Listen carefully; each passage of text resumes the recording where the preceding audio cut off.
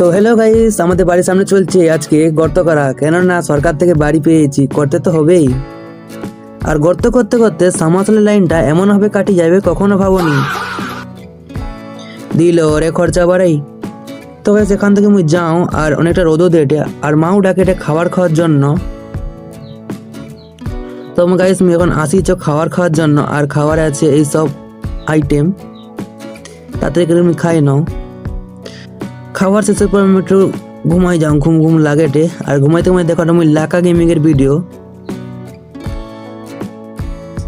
এখন হয়ে গেছে আমার ঘুম কমপ্লিট, আর চানও করে নিয়েছি। আর এখন চান করার পর এখন যাব আমি গাঁয়ের মাথার দিকে আড্ডা মারার জন্য।